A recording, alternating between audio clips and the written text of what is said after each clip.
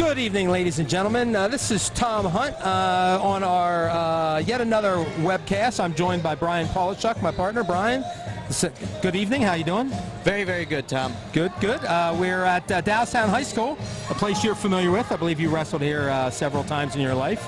And we've got an interesting matchup, a Division III, Division I matchup between Bermudian Springs, a traditional double-A powerhouse, and Dallastown, who's had a bit of success in the triple-A level. So so far so good. I think both teams 4-1. Could be an interesting interdivisional match. Still, I think Dallastown has one league match in, Bermudian does not. After this one, I think they both start doing much more of their traditional matches, which we will get to see. Bermudian Biglerville, we talked about that a little bit earlier before we came on online here, and looking forward to seeing this as a kind of a different Bermudian team. They've graduated a bunch of kids, but they still have some names in there that have been around for a while. Dallastown, the same thing. They've got a couple good kids in, well, they're probably their best kid, I guess, would be Shields at 195, who Bryce is first place at the Governor Mifflin Holiday Tournament, and I think he's been in the varsity lineup at least 3 years. His brother was Nick, who was a big, not big because he was always a smaller guy, but he was a big point scorer for him. So we've got a lineup for announcements here. At this point, you come off the Christmas season, or I should say the Christmas break. As a wrestler, what are you looking forward to at this point in the season? Well, January, you're getting closer and closer to postseason, so you see both teams, they're adjusting to weight class changes that may have changed after they got 2 pounds, and they're starting to get shaped up for the postseason here, and you start to see more and more of the rivalries pick up in January. But conditioning should be at top notch at this point, and you're just focusing on technique now. Now the 2 pound allowance, that starts on January 1st? Is that normally what it is? And I believe they actually made it earlier this year, almost right after Christmas. Oh, okay. All right. I often thought that was a pretty good idea considering what happens at Christmas, because I know darn well I ate way too much over the holidays. I'm sure these kids, the holidays are more enjoyable with the 2 pounds. I think I went up 3 weight classes this year after Christmas.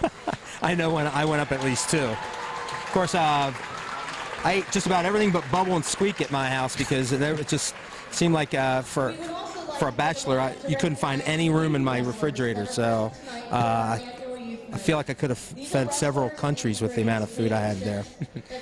Not many leftovers. No, yeah, that many. And plus, we always my family has a tendency to think our eyes are a little bit bigger than our stomachs, so they're doing a really neat thing right now. They're just recognizing any former or current or future now wrestlers in the crowd. So for a program like Dallastown, they have a long history, and it starts from the beginning, so getting these young guys recognized is always good and beneficial for the program. So Dallastown comes in, let's see, they're 4-1. They have wins over Dover and Northeastern, and wins over Township or Manheim Township, I should say, and Kutztown, but lost a close one to Warwick, who I understand has some pretty good kids. They have a Schnupp kid, and I think there's at least one other kid who's a state qualifier over there. And now Bermudian, I love the fact they went to something called the Berserker Duels. That's a good name. It's a very tough-looking tournament, that's for sure. If you don't have good competition, but your name is Berserker, you might as well either just stop having the tournament or change the name. So Bermudian went there and came away with 4 wins over Cedar Crest, Littlestown, who we saw, Midwest, and one of my favorite schools, Tupelhocken. And where is that? It's somewhere in the Northeast, and what would be great is if they were the Tulips. The Tupelhocken Tulips. To me, that would be like the number, well, behind Canners and Bubblers. I do love both those names, but if you were the Tupelhocken Tulips, that would be awesome. Now, their loss was to Northern Lebanon. It looks like Northern Lebanon is going to be one of the top dogs in Double-A this year, which it's kind of funny. I think when you were in school, Bermudian was a big name in Double-A, and I think, did you guys ever Did you scrimmage them, or did you wrestle them in matches? We scrimmaged Bermudian on a regular basis, and we also met up with them at tournaments. That's right. And we would have dual tournaments, and we would meet up there, but usually not a dual meet like this one. I think this actually maybe sprang from the fact that Bermudian wanted to get some more bigger teams on their schedule, and obviously, you know, Dallastown was one of those programs, no matter who was in charge, they want to wrestle good competition. It doesn't matter whether they're double A or triple A to them. So, yeah, anytime you can build the strength of your schedule, it helps with postseason ranking, especially if you get into the playoffs. And with these two schools and the traditions that they have, they're just looking for good competition. The official for this evening's match is Mr. Sonny Sneringer. Sonny Sneringer will be our official for the evening, and we're now going to have our national anthem.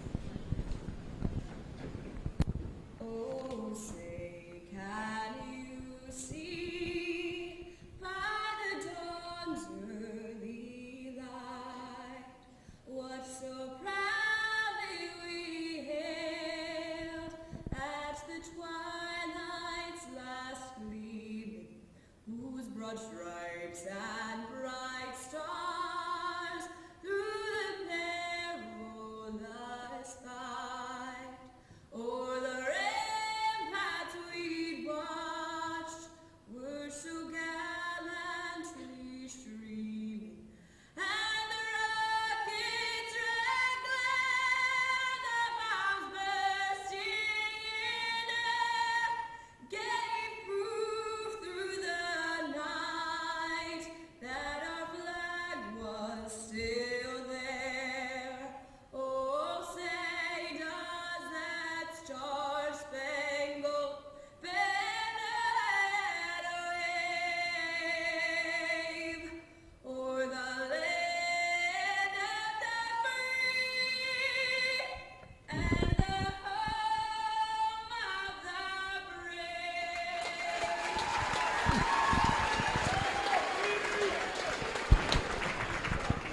So we've had our draw, and we're going to be starting with the big boys tonight, 285, the heavies. Now we're going to do our coin flip. Match like this probably doesn't look like there's many big things as far as a coin flip, looking for matchups, because you didn't see too many, you know, 3 kids wait in one class and 2 in another. So, I mean, there might be 1 or 2 matchups you want to get. Bermudian wins the toss, and I believe they said odd. Sounded like I thought I heard that from Sonny. So they will be odd. Well, they will be putting out their guy on the odd matches. So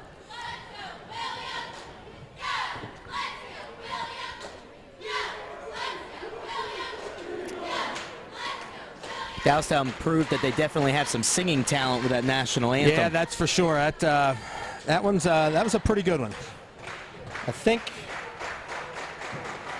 All right, so we're going to have for Bermudian one of their returning state qualifiers, Brady Linebaugh. He's been a pretty solid wrestler for them for the last couple years. I would expect Bermudian's looking for big points here. And for Dallastown, we'll be having William Anderson, who actually weighed in at 220. So he's given up he's at 198, and Linebaugh, I believe, weighed in around 248. Yeah, there's a noticeable size difference, so when you're giving up that much weight, you got to keep some space and use your speed and athleticism. It's always interesting when I see a match like this, that exact thing, like, I'm the smaller kid, how do I stay away from that weight? Because they always talk about staying out from under the big weight, and when do you shoot, when you don't? It's kind of it's a tough thing, isn't it?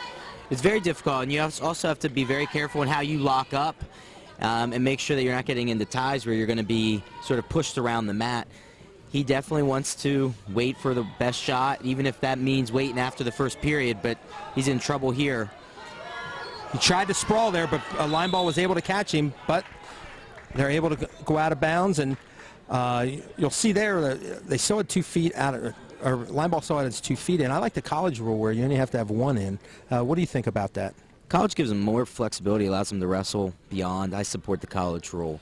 I think it adds that extra little, you know, instead of having 2, it's just like, in college football, you only need 1 foot in when you're catching a pass. So I kind of like that. I like to see that kind of trickle down. It keeps the action moving too. Yep. And you need that. I mean, this is the kind of sport that, you know, the more action there is, the more fans are going to be around, the more they're going to enjoy it. So Linebaugh is definitely controlling the pace right now, and you can tell that size advantage is helping him.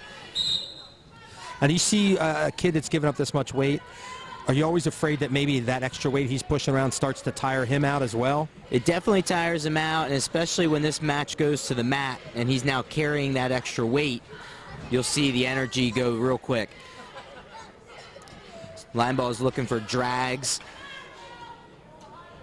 Which is kind of, it's nice to see a heavyweight that doesn't have to lock up all the time. Yes, he is moving very, very well. And he was successful early with a drag to a single leg. He keeps going back to it. Now he's going upper body. Seems to be showing some good patience, though, knowing that, you know, that weight advantage, you know, will eventually come into play. It doesn't have to be, you know, from the very start. It's just a matter of, like you said, maybe wearing him down a little bit. He's not rushing things. Now, from the Dallastown point of view, you're sending a guy out who's giving up a lot of weight. Getting out of this match without giving up bonus points would be a success for them. And we're down to 2 seconds in the match, in the first period, and it goes 0-0. Linebaugh has choice, and he takes down. Guessing he's not really too worried about going overtime, having to worry about that, you know, who scores the first point and all that, which I think is a good rule, and hope we don't see it tonight. Nothing against it. So, all right, off the referee's position, Linebaugh standing up. Williams. Didn't take long for him. Anderson kind of noticed that he was going to be in a bad position and gave it up pretty quick there. So Linebaugh's up 1-0. And he's continuing to push forward, and it's important that there's already been a stall warning issued against Dallastown. Yeah, that's the one thing Anderson has to be careful of, is he knows he has to kind of stay away from that weight, but if he stays too far away, he knows he's going to get banged. And when you have a heavyweight coming forward as much as Linebaugh is, it's kind of it's a bad situation to be in, isn't it? Well, and he's in a difficult position because he doesn't want to shoot in on a bad shot and get stuck underneath, and he wants to be very careful about how he fakes and how he reaches. So he's sort of in a tight spot. He needs to stay active, but right now he's just out-muscled. And just because he's coming forward doesn't necessarily mean they'll call it. If he's coming forward and not doing anything, now in that situation, he was looking for a drag, so he forced the second stall call, and Linebaugh's now up 2-0. Yeah, what a referee's looking for is the wrestler trying to score. So just because you're going forward doesn't mean you're actually taking shots or you're trying to take shots. But we've seen Linebaugh try to set up several shots, especially going back to that drag. Now there, Anderson was doing the reach for the leg. And there he tried. I think there we saw the strength advantage and the weight advantage there, because he's throwing somebody around that's about 30 pounds lighter than him. So Anderson is taking a shot at the end of the mat, and although it doesn't look like much, that might be enough to push off the second stall call a little bit longer. And it's probably difficult because he could try to counter something Linebaugh's doing, but again, he's got to be that cautious. You know, he can't get caught in a position where Linebaugh's weight ends up being on top of him, because at this point he's been pushing him around for almost 4 minutes, so he's going to be wearing down. As we're getting to, we've got 34 seconds left, and another stall call gives Linebaugh his third point. He's now up 3-0. Anderson continues to lead with his right side off the start, which is a problem because most of Linebaugh's attacks are going to that right leg. So he's playing into his opponent's hand. And you can see, like, Anderson knows he needs to try to make sure that, you know, he keeps it to as minimal team points as possible. But he's got to be real careful now, because is the next one now going to be two stalling points? Yes, and if he keeps piling up, eventually he could be giving up 6 by stalling. And that you definitely don't want to do. All right, he took down. Kind of wondering what he might do. I guess maybe with the stall calls, felt better to go down versus at the rate that he was getting hit for stalling on his feet and the limited success he was having. Coach is probably thinking, put him down, eat up some time. And if he can just lay down there without getting back points, it might still work out. And as long as he keeps trying to come up and making the effort to get up to his base and onto his feet, there's not going to be any kind of stall call. He's up. Linebaugh trying to dig in and throw a half off to the side. Now, Linebaugh is riding a lot on his knees, which is actually helping Anderson because of the weight of him is actually on his knees, not on his own back. Which means that's when you tell your wrestlers get up on their toes, right? Get up on your toes. Make him carry your weight up on top. So we're at 1:22 of the third period. Linebaugh's got a 3-0 lead. He's in control. Anderson has been coming up now. He's got to be careful. He hasn't made kind of any move up towards his base here in a little bit. They started the period off very well. He was coming up to his feet. The ref will look, and if his face continues to be on the mat, that's where you're going to see him getting hit for stalling. If he keeps working up and improving his position, he'll be in good shape. And you can see he's trying to get his leg under him, but Linebaugh starts to look for the cradle. So he's got to be careful of that. Just so many little things you got to kind of be aware of. As we're under 40 seconds now left in the match, and it looks like Anderson right now has kind of done his job. Now, of course, last time I said something like that, I believe we had a pin, didn't we? We had a quick pin afterwards. Yeah, so I'll just shut up right now and let the action keep going. There, he got up to his feet. He's rebuilding. He's wrestling very smart. He's actually controlling the top man's hands, preventing him from getting into any type of hold. And again, as you can see there, Linebaugh has been staying on his knees, so he's taking his advantage away. Oh, and looked like he was going to do the dreaded reach back. Yeah, you don't want to reach back, not with under 10 seconds. As we're at 3 seconds left, 2. And it looks like Anderson is going to do his job. Hold Bermudian to a decision there, 3-0. So Linebaugh takes a 3-0 win at 285.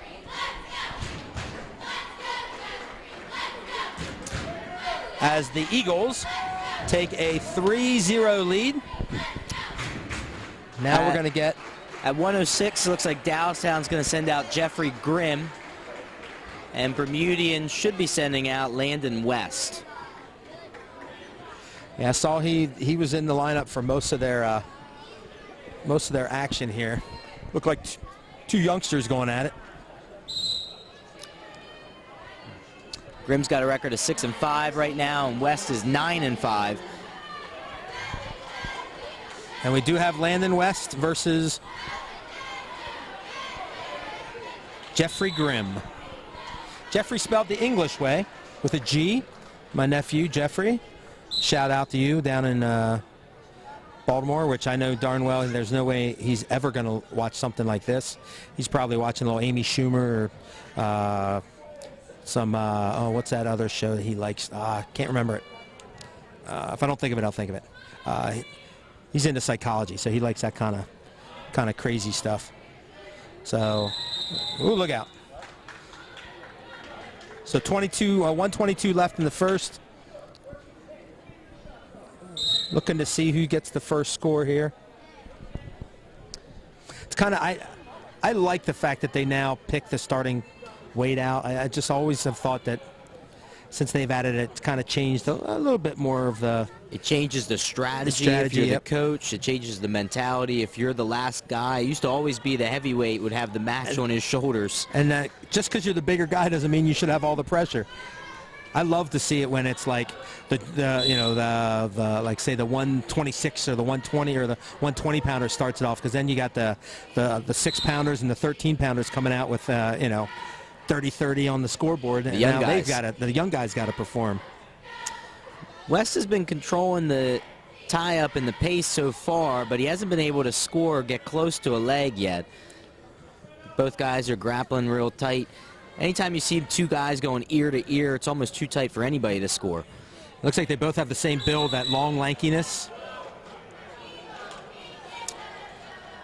Stall call. Was that a stall call? Dallastown. I was saying it looked like he was calling out, but then the fist went up.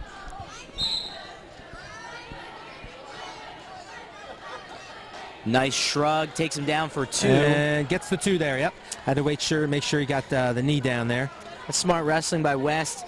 His opponent gets hit for a stall call right off the whistle. He then pushes the tempo going forward to avoid another stall call, and he walks right into a shrug. And then that was with under 20 seconds, so now we're down to 6 seconds in the first period, and it looks like West is going to keep control of him for the remaining time and take a 2-0 lead into the second period. It's always nice to have the 2-0 versus the 2-1, isn't it? That is a huge advantage, and you give up an escape in the first period, and now the guy chooses bottom. He ties it up with an escape. You get a takedown, you hold him down. That's very, very important. And with choice, I believe, was Dallastown. They deferred, and West took down. West gets up to his feet twice now. Mat return.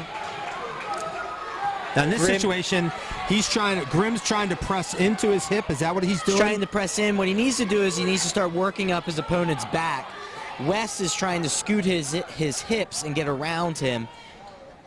And as long as Grimm maintains control, he starts working his hands up the back, he should be able to return him to his belly. And there it is. And then sometimes you'll see if they don't work up the back, that's when you'll get the stall call against the top guy, right? Stalling, he's not improving his position. Because he's not improving his position, The other right. thing you start to see more and more is the guy keeps his hands locked after he gets his two, or if he's on top and he gets hit with the locked hands. Now there, West was able to get the reversal. It looked like Grimm tried, he's got a leg trying to face up, but there's that length of West. He's able to keep control of the foot. Yeah, he keeps hooking that back leg and riding tight there. That's a difficult position to get out of. Now he's looking for a cradle here.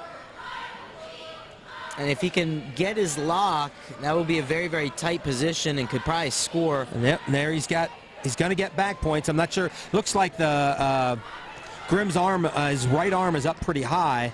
His arm's up high, and he's too far forward. But he'll take the 3 back points in this position. And yeah, and he's going to readjust his lock, and now he's coming forward. He's got the leg hooked this time, and this is going to be a much tighter finish. And then you'll notice it's the same pinning position, so no back points awarded. He still has 3 coming, and he's going to get them now that he lost control. So again, scoring late with about 11 seconds left. He adds that 3 points on. He's now up 7-0. Big takedown at the end of the first to go up 2-0, and then back points at the end of the second to add on another 3. Just shows you the importance of wrestling all 6 minutes. All 6 minutes, and especially at the end. Grimm's choice, he takes neutral. 7-0 trails, figures score maybe, cut into that lead a little bit. Obviously had trouble getting off the bottom. Good double leg. He needs to drive across. Here he's in that same position. He needs to hook that leg. Looks like he's got the leg hooked. And now he's got to start working up West's back. And you can see West's length. He's locked in on the crotch. And Grimm can't do much. Now he's reaching for that other leg. He's still in good position. And there it is. He kind of almost took a kind of but pushed his way through and was able to get West in a bad position, and he couldn't maintain his grip on him. Yeah, very patient finish. The big mistake a lot of wrestlers make there is they start to panic and they give up on their shot and they start rolling in to the wrong direction and giving up their takedown. So now it's a 7-2 lead for West. Grimm trying to cut into it. Looks like West is trying to scoot his hips around. Grimm's in trouble here if he keeps his head on the mat. West keeps scooting his hips. If he can just get his hips elevated, he can get a reversal. Yep, and there he lost control of West's leg, and West was able to get the reversal to go back up 7 with 40 seconds left at 9-2. And here's where he needs to be aware of the situation of the score. He's down by 7. He can't give up another back point. He does have, looks like West has his arm into his back. He's got an arm bar. He did have hand control on the other side, but he lost it. It's going to be hard for him to score without control in the other hand. So Grimm there is just trying to base out and spread himself out as much as possible. So you can see he's keeping his left arm extended. We're under 10 seconds. At this point, it's going to be a regular decision. Unless he can turn him. He's got the arm bar. He's close, but time's not going to let it happen. And the time is going to run out. So there's a case of not getting scored on at the end and saving a team point. So West comes through with a 9-2 decision to make it Bermudian 6-0 on the score. scoreboard overall as we go to the 113-pound match. Dallastown sending out Darren Wise, and he's going to receive a forfeit to tie the score up at 6-6. And I believe that's the only forfeit of the match. And isn't it, I always find it fascinating that you have a team like Bermudian that brings out what appeared to be for two teams for warm-ups, which is nice, but then you have that you need that kid to fit that spot, and right now they don't. They have a bunch of kids that are a little bit heavier maybe that can't get down there, so they have to give up their 6. You see a lot of times teams have multiple people in the depth chart for those middleweights, but the lightweights, the heavyweights, sometimes you're a little thinner.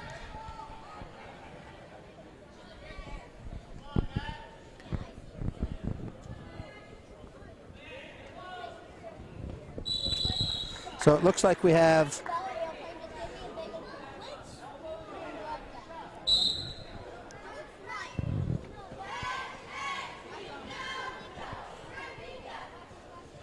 folks, I'm not sure who we have wrestling. They haven't announced it.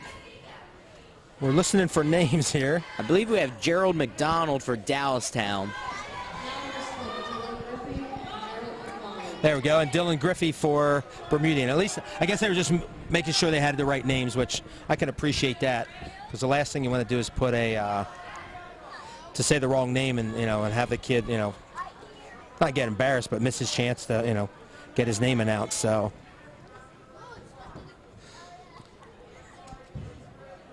it's 6-6 in the 120-pound match.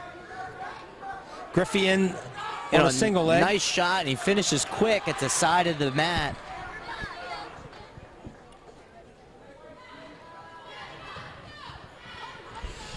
So we got Griffy up 2-0 over McDonald. McDonald sits out. Looked like there was some space there, but he gets returned to his belly. Now we got double legs in on top. You see a lot of the double legs with the lighter weights, don't you? Yes, and it's a good ride, and you can score from it, but sometimes you get yourself so tight that you end up stalemating out as well. And it looked like, oh, that's a full Nelson, I believe, so that's a penalty point for McDonald. Now, one thing I do like is sometimes you see kids, when they get the double legs in, that's like they're in for, what's the old phrase, in for a penny, in for the pound, that they're going to be there no matter what. And he right away figured, okay, I can't get that, I'm going to go to something else. So it's nice to see kids who are willing to try different things. Yeah, he transitioned out of it when nothing was opening up. Now, not to say he couldn't go back into it, maybe seeing something later on in the match, but that's the only thing I don't like about leg wrestlers. They have a tendency to be leg wrestlers, period. So at the end of the first period, we've got a 2-1 lead for Griffy from Bermudian. McDonald's choice from Dallastown, and he chooses down. And if you hear any rumbling, folks, that's not us. It's just several young kids from Dallastown excitedly running up and down the steps here. So if the camera starts to move, we apologize. It's no earthquake. There's nothing bad happening here at Dallastown. It's just, shall we call it, young enthusiasm. And now he's got his legs in again. This time he's got him bellied out. He might be able to work a power half, but he's again gotten out of it. Again, it looked like he just didn't see the opening, so he let it go, and figured he's going to work again from a slightly different position. McDonald keeps getting to his short sit. He's sitting out, and it looks like he's getting some distance, but he is continuing to sit back in, and he gets returned to his belly, and now legs are in again. Although he seems to be a little higher than he has been. McDonald still can't, he keeps getting to his base, but can't do much beyond that. Top guy is definitely high with legs. He's trying to go. Looks like he's trying to get. He's going to the other side. The other side for the half. Yeah. Unfortunately, he doesn't have great hips right now, and he's on the wrong side. If he can jump out. Now it looks like if he gets the half, he'll slip out of the legs pretty quickly, get to the side, which is what you want to do. Yeah, and he set it up very well a couple of times. Unfortunately, he hasn't had the half in deep enough, and then he's getting out of his legs and he loses it. As we go out of bounds with 22 seconds left in the second period, we have a 2-1 score for Griffy from Bermudian in the 120-pound match. Team score currently tied at 6-6.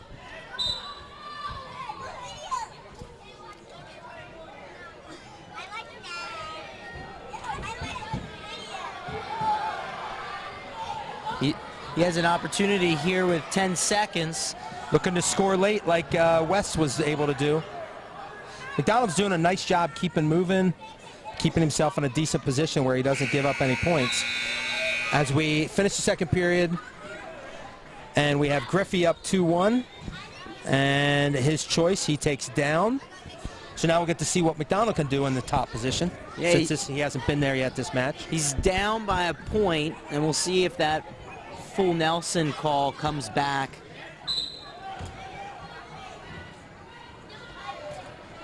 Quick reversal. Very quick in that move. Which is not a good feeling when you were down the whole last period and you've just been returned to that position. In about 10 seconds of time, meaning he now has a minute 50 that he's going to have to be keeping off his back. And okay, now he's out to the side, which is what you want. But McDonald's doing a nice, he keeps coming to his base. Keeps coming to his base. There's his sit out. If he could connect that to a stand up, connect it to another sit, he could get an escape. And there Griffy just decided, all right, I'm going to give him the point and see what I can do from the neutral position, because he wasn't able to do much on the mat. So you do this, you look for the big 4 or 5 point move from the neutral position, and McDonald's smart. He gives up the 2, makes sure he stays off his back. Well, McDonald was working on the bottom position, and it gets to the point sometimes when you're top where you factor in, is it worth it to continue to ride this guy and exert all of this energy, especially when he was successful from his feet. And there is the reversal. He gets the legs off his head, and Griffey's now up 6-2 with 45 seconds left. He's only got a 4-point lead. Do you let him up again and try to go for the big one and go for the bonus point, or? As a coach, I would think about letting him up, that's for sure. Now, at this point, I don't think he has enough time to score that many takedowns. My concern with a leg rider, especially one that's been riding high throughout a lot of the matches, which he is again in this situation, that he puts himself in a position, gives up a reversal to his back, and all of a sudden we have a 5-point swing. As he almost did there with 15 seconds, he gave up the reversal. He's now given up at least 2 back points. He's going to run out of time. He's going to run out of time, and I believe it's going to be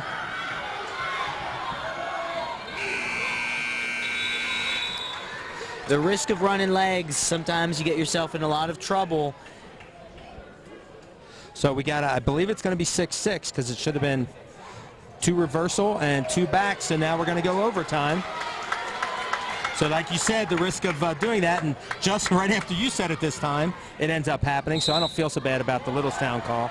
Now we're in overtime, folks. It's a 1-minute period. Anybody scores here, the match is over. So we're at 49 seconds. You would think at this point that Griffy would have the advantage, because he's been the only one to score in the neutral position.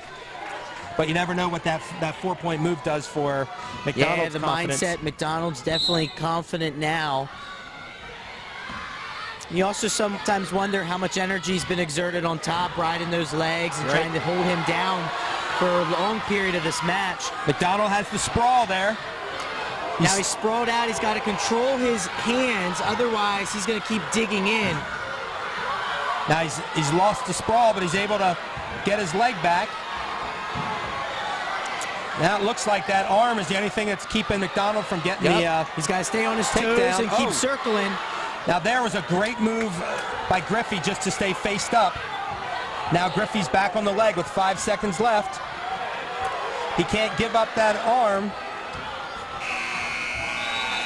And the minute is over. Now we go tiebreaker. So the tiebreaker is 30 seconds. You go all 30, whatever the score is, and then you do the next 30, and then we go again, right? Then there's a sudden death or a sudden victory. Then it's the sudden victory, right? Sudden victory. And here's where you would like to think that Bermudian would have an advantage, especially with how he rode throughout the match. McDonald's doing a nice job here, keeping his hips up. Looks like he's going for a little tilt. But Griffy's able to keep him from getting his leg in. And at this point with 10 seconds, he just needs to stay in good position. He's looking for back. He needs to be careful. He's got that far arm. He's got the turn, but he's not getting the 45 degrees. That was pretty close. Give him another 10 seconds. I think he if that gets was a 40-second tiebreaker, and you got back points for McDonald.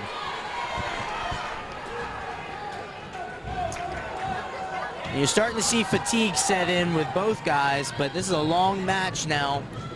And now looked like he went quick off the elbow, so he got a caution there. McDonald's got his hips away, but he's flattened out. You want to stay off your belly if you can. And the problem McDonald's getting himself into is when he gets flattened out and he starts pushing back up, the legs coming in. He keeps sitting, but he can't quite get that separation. He's sitting, his hips are getting too far away from him, and he doesn't have any power. And then you almost give up your back points, and now it's still 6-6, so we go to our 1-minute ultimate tiebreaker. Or 30-second, I'm sorry. And here's a tough decision. Do you go down and bank that your wrestler can get out, or do you put him on top when he is ridden his opponent out? Yep. So it looks like Griffy felt like McDonald's never got close to turning him, so he figures he can get out. As soon as he gets out, or if he gets out, the match is over. Fortunately, he doesn't have to turn him. He just has to ride him. And he's in a great position to take some time off the clock. Griffy looks like he's got the leg, but McDonald trying to pull his leg back. He's done at 10 seconds now. He's still very, very tight on the left side. And this is where, when you're riding on top in a position like this, very slim chance to have sitting you for stalling on top. That was a really good match by McDonald, considering down 6-2. Going ultimate tiebreaker there. Yeah, he fought back hard in that match. That's a victory he'll remember. He might want to get a selfie with a coach after that one. That's a definite one where you want to take the selfie first. So, and I believe we're going to see. I believe this is Austin Clayball. This is Bermudian's other returning state qualifier.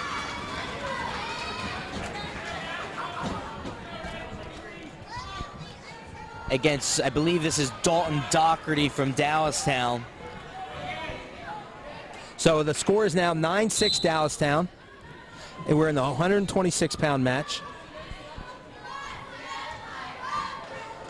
And we do have Clayball and Daugherty here. Clayball and Daugherty. Outside single to the right leg. Clayball looks to finish right away. Clayball's I know Clayball's, he's a worker. He keeps coming at you. Of course, not many guys make the state tournament without having that kind of attitude.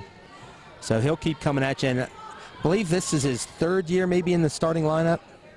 So he's one of the veteran guys in the Eagles lineup. Nice shot by Daugherty. Daugherty's in. He's got a whizzer. If he can get that leg off to the side. Clayball just keeps it inside the leg, or inside of his legs. Clayball was controlling hands. Great finish into a funk roll, and now's where you have to get your hips up. And Daugherty still has it in. The nice whizzer in there finish. gets the first two.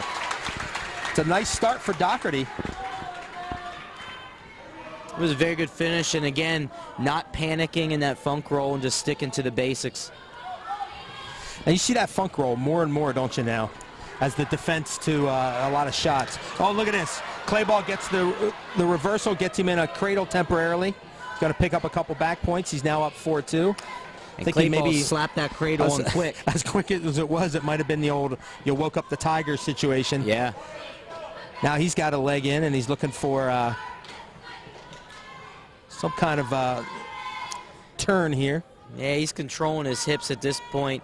This is where you want to see the top guy take the initiative, push him out of bounds, maybe get a restart if he wants to score. As he does there. So we're at 16.4 seconds left in the first period of the 126-pound match. Clayball up 4-2.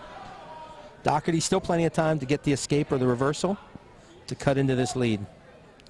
Going back to the funk roll, two decades ago, you would see a funk roll used in desperation and scramble. Now it's become almost a part of everyone's arsenal to go to. It's almost an offensive weapon now. It seems like it really has become that, which is one of those interesting things, having now covered wrestling for 25 years or so. I've seen a lot more of that kind of thing, and it's neat to kind of see the progression of things. You know, when I first started wrestling, it was all on the mat. Then it became more of a freestyle thing. Now it's returned to a mat, but now it's tilts. So you start to see all these different little things, and at the end of the period, we've got a 4-2 lead. Clayball has choice. He defers, and Daugherty's going to take down. Now, let's see, you started wrestling what year?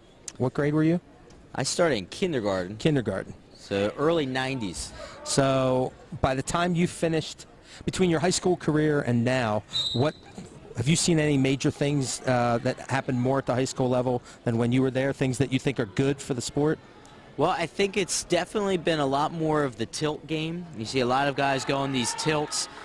Legs is becoming more and more common. I really like that. And there's the cradle again. Looked like he kind of almost set him up with that. And it's tight, and he's actually got more space and time now. And he's not rushing. I think he released it already. Yep. So there's 3 back points as Clayball is now up 7-2. All right, more tilts in the game. More tilts, and I like to see that more wrestling's going on your feet more. I would like to see us move more to the college rules with the out of bounds and how they're refereeing calling a takedown. Refs are doing a better job of being a little bit more patient before they're rewarding that too, which is also a good thing. Yeah, you definitely always have to be careful there. And it seems like in college they take that extra 2 or 3 seconds, and especially if it's any kind of questionable situation, because they're so good defensively up there that you don't want to give the 2 and all of a sudden realize, oh wait, he's already out of that position, so now you have to give 1. So you still do see that a little bit at this level, but I think you're right. They've definitely showed a lot more patience in awarding it. Clayball's in trouble here. He let his head get too low and it got caught. But he's able to get his hips away and just give up the escape. So with 54 seconds left, Clayball's got a 7-3 lead. Daugherty looking to score again on his feet. Cut into this lead a little bit. Have to wonder if maybe that takedown did just kind of wake Clayball up a little bit. Clayball's been very, very quick to slap that cradle on. Now Daugherty's best position so far this match has definitely been on his feet. So I would think he's going to want to try to keep it here as much as possible, as we're under 30 seconds. And there it looked like they both kind of went to the same side. As we approach the 10-second mark here in the second period, I think they're both content to go to the third period with the score as is. Yeah, there's no urgency to score here. It looks like they go out of bounds with 1.5 seconds left. What can happen in a second and a half? Not much. Not much. Caution. Oh, hey, there we go. Caution. It didn't even cost us a second and a half. And a second caution. So what can happen in 1.5 seconds? A lot. A lot. We just demonstrated it there. They both, the best part was they both laughed about it because they were like, oh yeah, that was pretty dumb.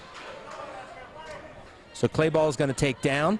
Now we get to see how Daugherty does in control. He didn't last in control after his first takedown, as Clayball got a quick reversal and slapped the cradle on to get the first set of back points. No first move from bottom for Clayball. Now he looks for that switch. He's got it, but without having been, now his hands go down.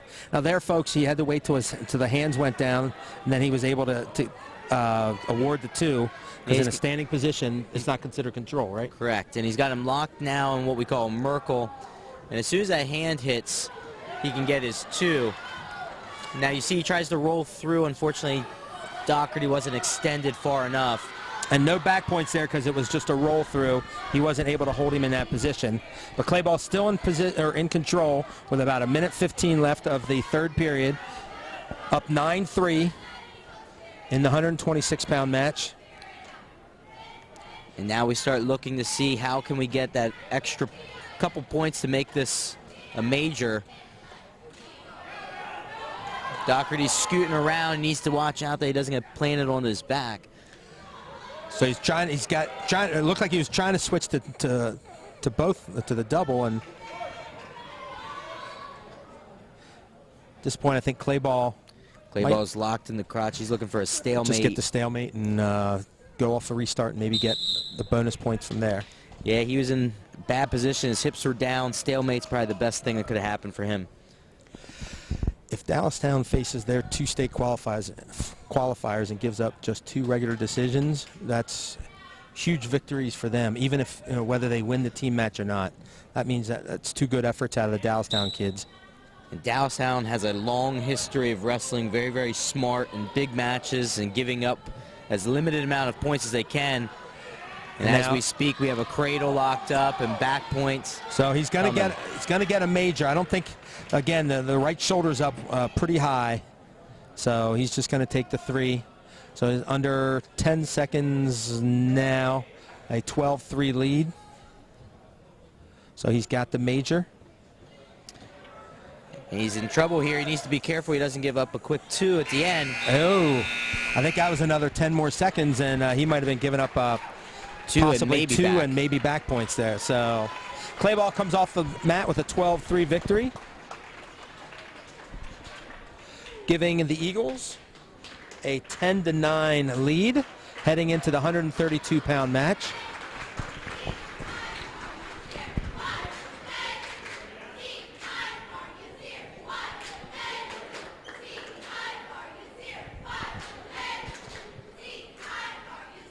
I believe this is Yazir Dixon coming out for Dallastown, since the cheerleaders just spelled out Y-A-Z-I-R, so I'm pretty confident that that'd that's be a good assumption, I think. So Brady Sanders out for Bermudian. Goes for a quick ankle pick, almost got it. Speaking of ankle picks, I watched a little bit of the Bo Nickel, Brian I forget how you say that Your name. guess is as good as mine. Yeah, Realbuto, I think it is, Realbuto. And Nickel hit one of the sweetest ankle picks this side of David Taylor. It was so nice to start, and I think it stunned Realbuto. He had no idea that he was that quick at it. So you could tell he's been working out with Taylor in the room. There are certain moves smooth that when you hit them clean, you get the reaction from the crowd, and an ankle pick is one of them. And there's a 2-pointer for Barry Sanders. Sanders, that's right. Brady Sanders. I would say Barry Sanders. Barry Sanders, he was he was a good player, football I think. player. I think so. I don't know about the wrestling thing, but did you see that Megatron might be retiring? He's talking, kind of hinted at he might be done. There's one of the best officials, one of the best referees in the referees. What am I talking about? One of the best wide receivers in the NFL, and he might just be hanging it up. Well, as a 49er fan, half my team retired last year, so no sympathy. There's 2 points for Dixon as he takes a 3-2 lead. Looking like he's trying to get a cradle in there. So now, he's flattens him out. He's got the far arm controlled. He's in very, very good position. He's looking cradle to the other side. Unfortunately, Sanders is extended. And once he keeps that leg out, it's really hard to kind of pull it. It's very hard. He's turning his back to him as well. So Nick Dixon takes a 3-2 lead into the second period of the 132-pound match. Speaking of your 49ers, Chip Kelly, you want him? I would prefer to have Jim Harbaugh. I don't know if you've heard of him before. I believe I do. I've heard of him. He's pretty good from what I see, of what I remember. He's a kook though, I tell you. That guy is one interesting dude. And it looks like Sanders is about not quite got his one. He's holding here. And it looks like he's giving him a chance to get the reversal. So he's going to give him 2. Looked like he was maybe out of bounds by the time he finished that. I could see maybe the 1. Gives a takedown as they were rolling out of bounds. I think anticipated, I call. think. And one of those, oh, I think it's going to happen, and then you call it anyway, which you can't really do. So that's 4-3. Now Sanders has the lead over Dixon. Stop the first move and go from there. He's up to his feet, and I guess Sanders feels better on his feet. So it's 4-4.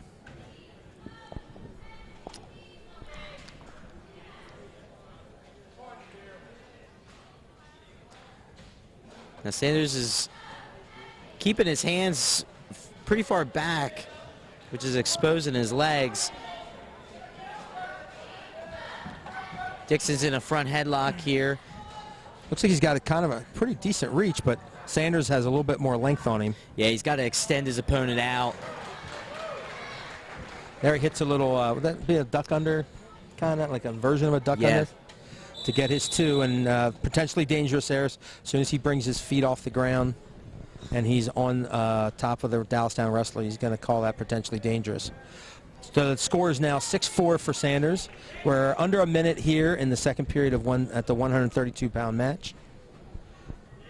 Bermudian with a narrow 10-9 lead in the team score. Dixon looks like he's going to get his reversal, and he does.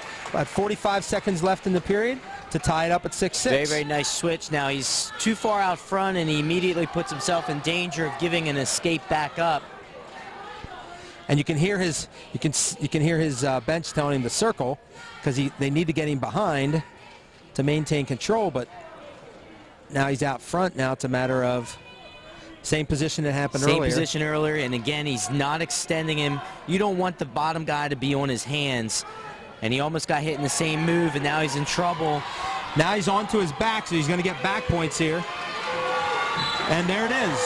With 8.5 seconds left in the second period, Sanders gets the fall where Dixon, I believe, probably turned the wrong way, or like trying to think of how you would describe that he just... Well, he got himself in trouble in that front headlock earlier in the match, and he put himself in that same position. This time, when Sanders peeked out, he called him off balance. He put him right to his back. It looked like at first Dixon might be able to muscle his way out of that. That's what it looked like. He's maybe used to muscling his way out of that, and that one wasn't going to work for him. I believe we have Jaron Baker for Dallastown and Jared Miller. Jared Miller is another one of those kids who's been in the lineup at least. This is at least his second year for Bermudian.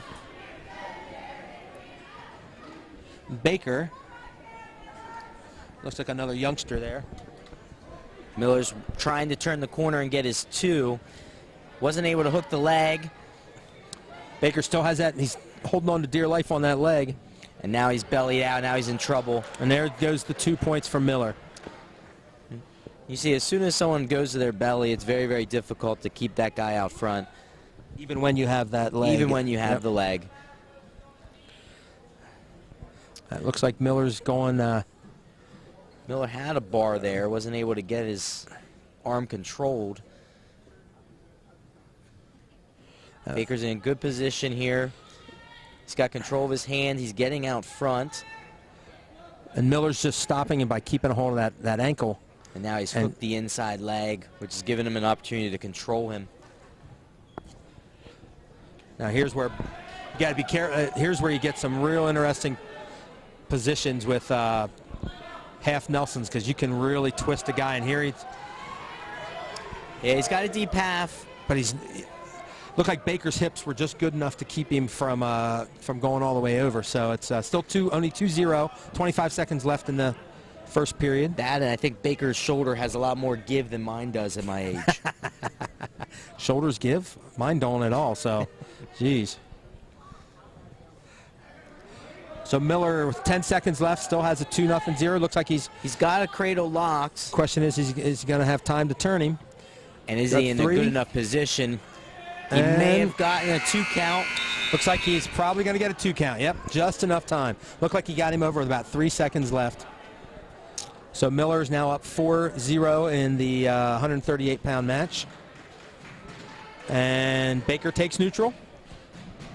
Looked like a good move since he was just caught in a cradle.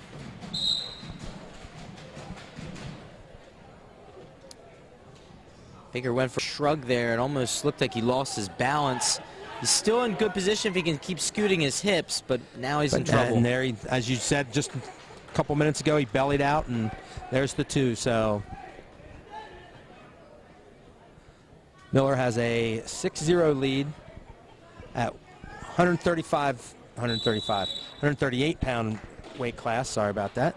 Used to be a 35, right? It was much easier to keep him in line, too, when it went by 5s. Oh, yeah. Every year, at the beginning of the year, I have to look at the weight classes again. Kind of the only 2 I remember are, well, I remember the 106 and the 285, and then like the 152, 160, 145, because those 3, I remember those from when the good old days of the 5-pound increases.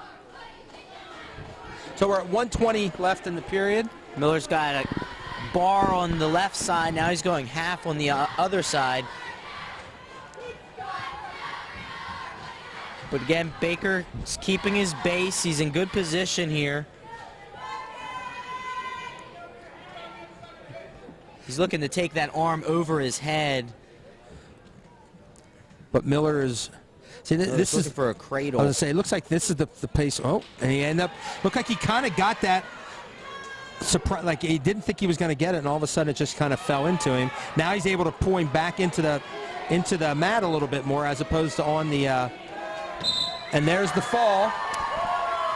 Interesting finish there. He finished it, but he didn't really have the cradle actually locked. He was almost just lifting the leg, but he had such a good hold on his head. And just pushing down and flattening him out. So at 1:22 of the second period, that's a fall for Jared Miller at the 138-pound match, as Bermudian is now up 22-9 as we hit the 145-pound bout. And just like that, 2 pins make this a 13-point match. I believe we have Ben Hyman out. Darren Beal for Bermudian and Ben Hyman for Dallastown. Hyman's in on a good shot. He's in trouble, though. Beal was looking for a throw. He's still in that front headlock, that head chancellor position.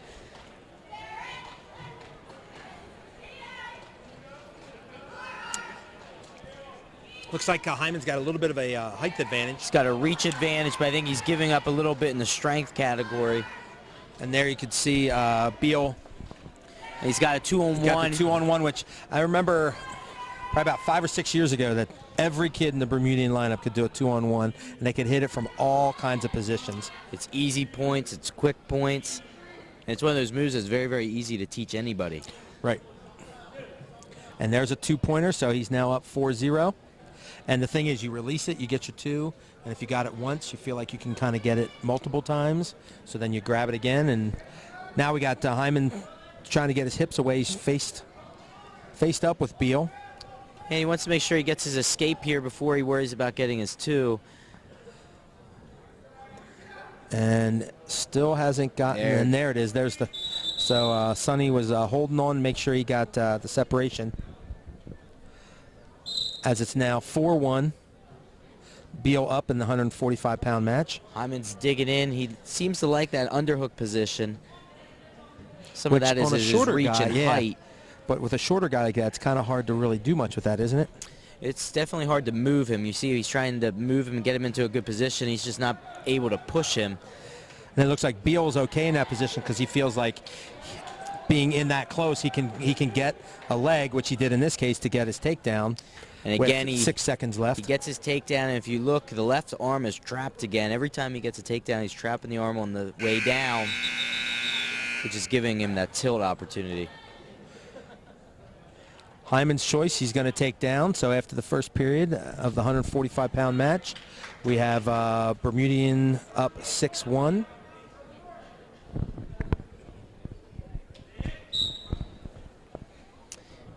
Quick tilt attempt off the whistle. Isn't able to elevate the bottom leg. Hyman's got his forehead on the mat, which is not a good sign. Beal's able to throw a half on the near side. Especially when it's your choice and you take down, you don't want to be down in that position with your head on the mat, because it's showing you're not working to get out. You're also allowing the top guy to catch a breather too. So off the restart, we got 1:34 left in the second period.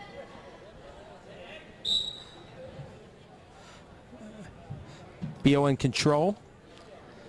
Hyman keeps doing a nice job getting up to his feet, and Beal just lets him go. He's been able to score the only takedowns, so he feels pretty comfortable in this position.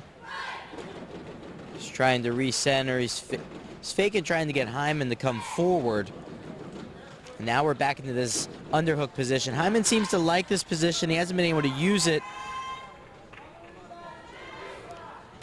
This time he gets a nice duck under. He's got to return him to the mat, though. And he slipped a leg in. He does. He's got two and maybe back coming, but he hasn't awarded the takedown yet. Yep, there's the takedown. All right.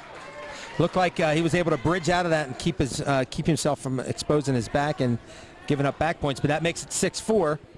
Now Hyman's got to be careful, although they're going out of bounds. And here's where you got to be aware your Hyman get out of bounds before you give up any points. And he does. He gets the, although didn't see much of a movement outside, but I think Sonny figured why waste time on the edge. Let's just restart. So at 33.7 seconds left in the second period, Beal's up 6-4 with Bermudian up 22-9 in the team score. See if Hyman can return the favor and maybe get a quick tilt himself here to get 3 back and take the lead. His hips are down. He's in trouble. And there it looked like all Beal was doing was trying to kick his legs up over his body. And well, he's sensing that Hyman's weight and his hips are bad now. His hips are down. He's in trouble of giving up reversal and back. And there is the reversal. And there are the back points. He's got 4 seconds. He's got to stay off his back. And he's going to make it. So he's going to get a reversal and back points. He's now up 9-4. And Beal's going to take down. Looking again for the bonus point. That's now that's our third straight bonus point victory for Bermudian. So here's where I think this is where they've kind of done their damage in their other matches. Those light to middleweights. Yeah, they have seem to be big scorers for them. Solid middleweights. Which would be interesting to see them match up with Southwestern, because that's kind of where Southwestern's strength is as well.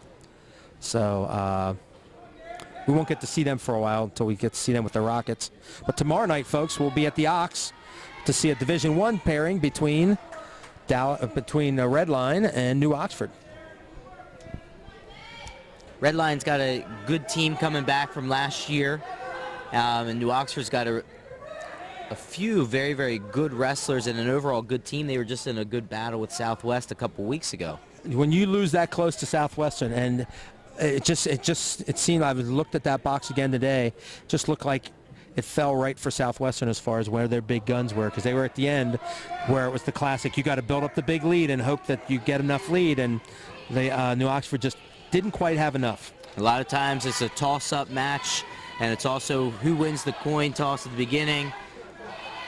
Talent seemed to be pretty even on both sides in that match. Here Hyman's doing a nice job of tying up Beal, looking for the back points. He hasn't been able to turn him, but he's been able to keep it at an 11-4 decision right now. Now he's trying to get the half in, and again, Beal's trying to hip over, but unfortunately he doesn't have enough momentum there. Hyman's got legs in. He's going for a power half. Here's where he got himself in trouble last time, and his hips are in better position now. Much better position in that situation. I think either of these guys would do well in the luge because they have really good hips, and I think you got to have some length and some hips to be able to go around those corners. And now that it's actually cold weather outside, probably get to see a little more lugeing going on. There's a stall call at the end of the bout, but Beal was able to keep the streak alive for Bermudian with the 11-4 victory. That's now their fourth straight victory for Bermudian as we head into the 152-pound bout. Bermudian is now up 25-9.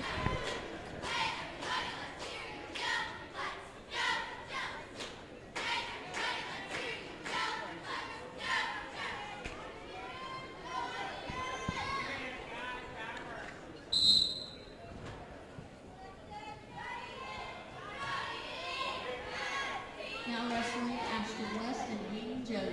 Hayden Jones out for Dallastown, Ashton West for Bermudian.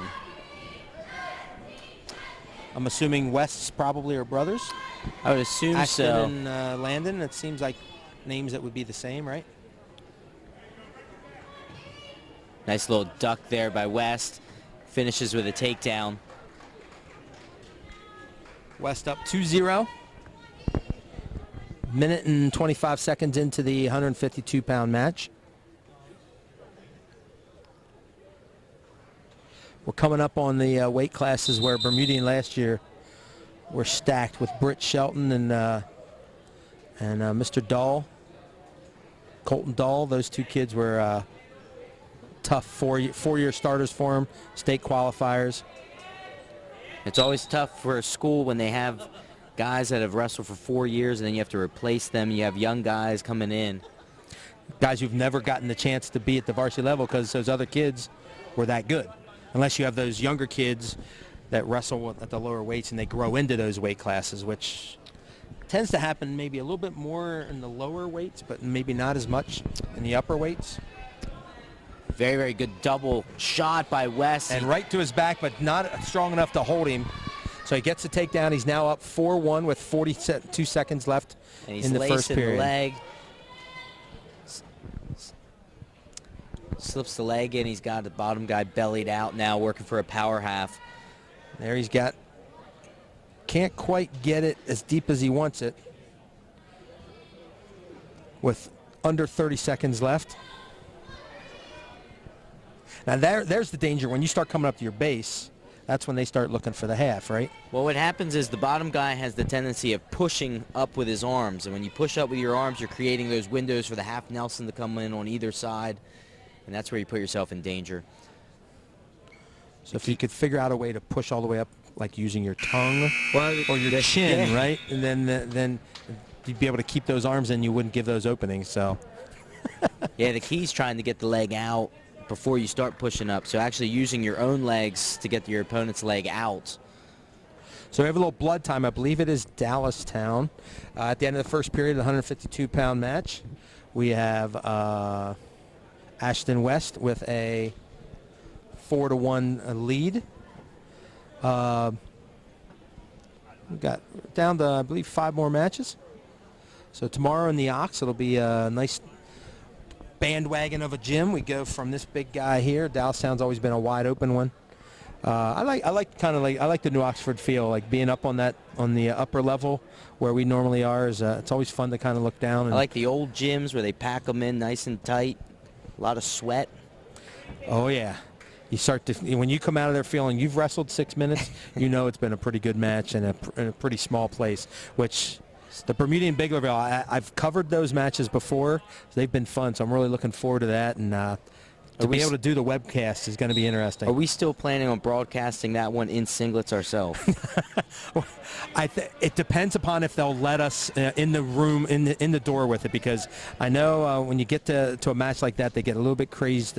They don't want people coming in with, like, the people wearing masks to the Star Wars movie. They don't want that kind of stuff happening. So Jones gets his escape there. He's now trailing 4-2. West in again. Looks for the double. Gets the 2. And West has a very, very good double, and we've seen it a couple times. Very explosive in the finish. I wonder if he played football. He That looks seems like he could. The way he's hitting that, it looks like he could be a maybe a linebacker or a D-back of some sort. Just the way he comes in, because he hits it solid every time. He's got a good ride on top. He's looking to spiral the man out, get him to his belly position. Jones just bracing right now, trying to figure out what he wants to do to come from. Trying to control his hips. Here's where you're having a hard time turning the guy on the bottom. Here's where I would say in the second period, if you want, you can start looking to let him up, take him down, start building that lead now rather than waiting for the third period. And then maybe you hit a big 5-pointer off the neutral position.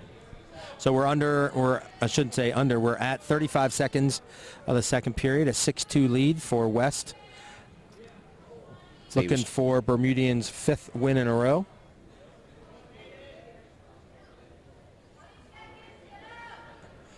Under 20 seconds, 6-2.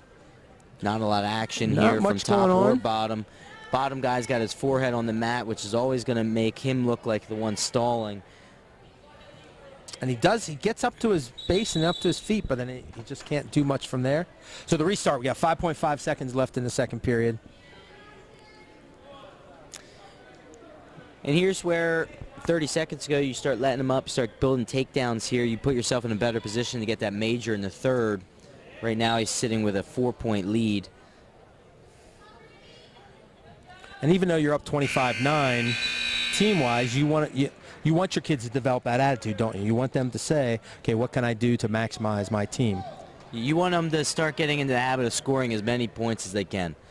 And that's what I think I like the most about the Penn State kids is when you watch them wrestle, there's great defenders out there, but they're all about scoring points. And I think the more kids that take that approach, the more this sport has a chance to really just maintain or build on its fandom. Because everybody likes points. Everyone likes points. Everybody, why else do you think you see all the changes in basketball and hockey and all that to try to get more scoring? So, and really, even if it's not scoring, there's at least more action.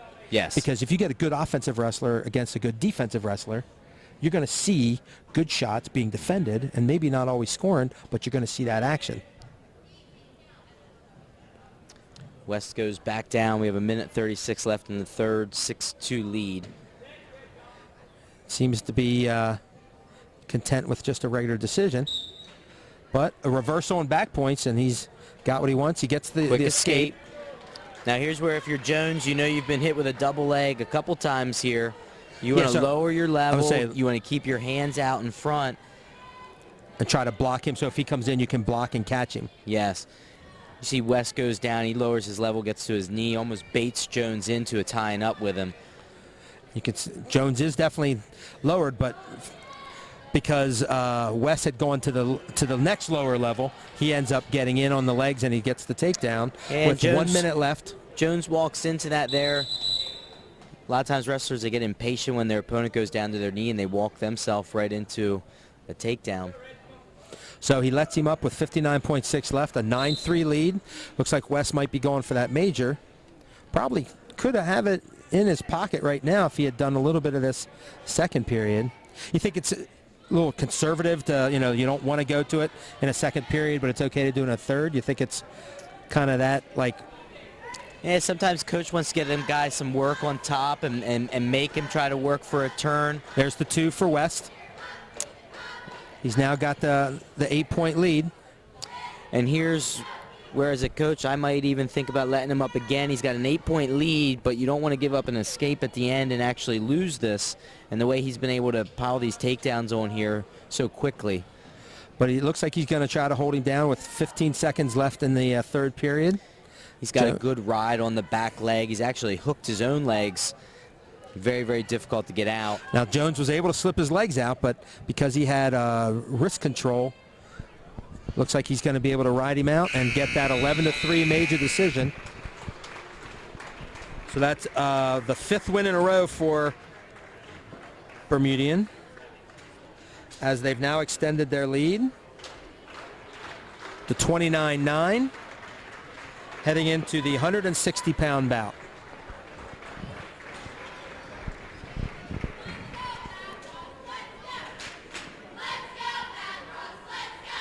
I believe this is Matt Ross coming out for Dallastown.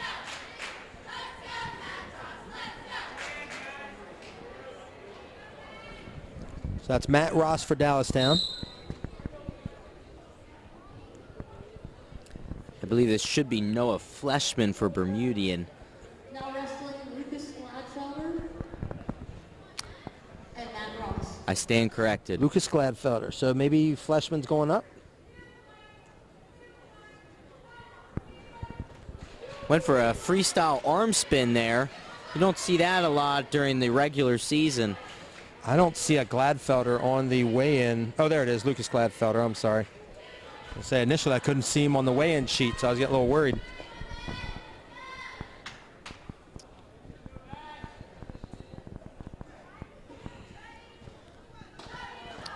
So Bermudian doesn't quite have it clinched yet, but a big pin here, which looks like he's got him locked up. His arms are trapped. And there's not much he can do at that position other than keep his hips around. And 58-second fall for Gladfelter.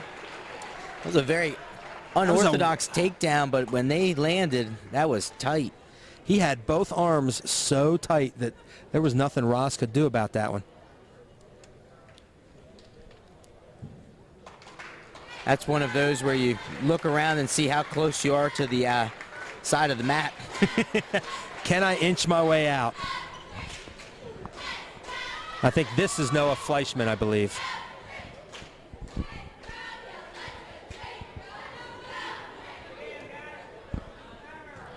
Drake Pugh, I think, out for Dallastown. We have a caution here before the initial whistle.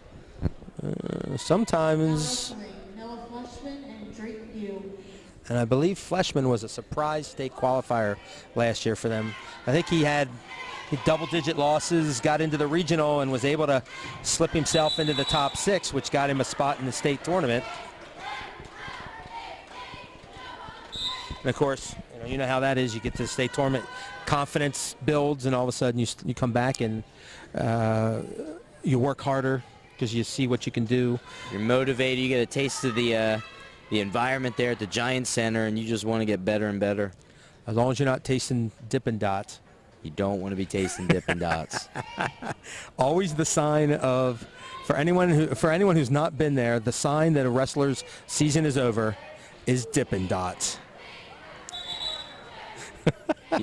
You see a wrestler with some chicken fingers and Dippin' Dots, and that's a good sign that he's already in his postseason is over, and he's looking forward to next year. Either I'm going to get ready to play a little baseball or run some track, or I got a couple weeks till the club tournament starts, so I'll just eat myself into another weight class. Fleshman's in on a very, very good shot. They stop it for potentially dangerous as Pugh was starting to lift up on that leg. Nope. Still 0-0 with 56 seconds left in the first. That minute went pretty quick with considering there was not a lot of action except for that last play. Fleshman's been able to get to that leg a couple of times. This time he's got it locked up. Should be able to finish here. But Pugh's great scramble to reach around to get that good leg. Hips, and now he's in on his own shot. And this is what I was talking about with that good action and no scoring. Now he's behind him, but he's got to bring him down, and there his hands touch. Gives him 2 there. Now, because did both hands come down and touch? One hand came down and touched, and that would be enough. Just the one hand, okay. So he gets the... So Pugh, I guess it is, P-E-W, gets the takedown. He's up 2-0. Great scramble by both guys.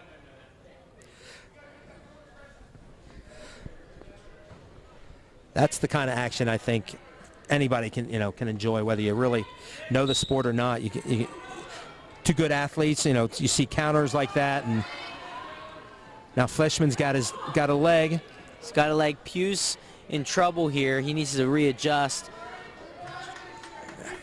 Now there it looked like he was intentionally running away, which he was, because he just wanted to give up the one trying to give versus up one, the 2. And especially with the time running out, it was a very, very good decision.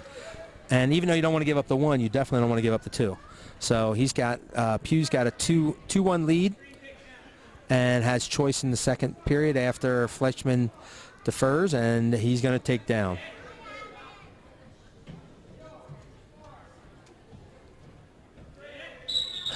Ooh, caution on top. Sonny was on fleek there.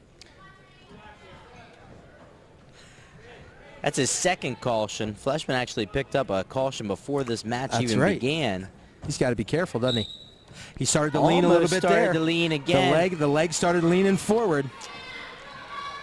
You see more and more wrestlers starting to take advantage of those cautions.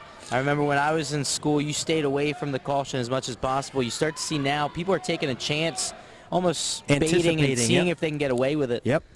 And I think one of the big ones that people always look at there, Central Dauphin. They seem to always, that elbow, because they look for that tilt. It's that how quickly can I slide my hand down, capture your arm and pull it in and go for the 2-on-1. So there's a reversal by Pugh. That's a nice... It's a nice move by him. He's wrestling a good, solid match here against one of Bermudian's veteran kids. Yeah, almost now, because, wait, when you were wrestling, was it 2 cautions before a point? Because it used to be 1 caution, then a point. So there you really stayed away because you didn't want that. Be very careful. Yeah, but now you've got that extra one. I think you're probably right. There are going to be kids that just push the issue just to say, hey, you know what? Let's see what happens.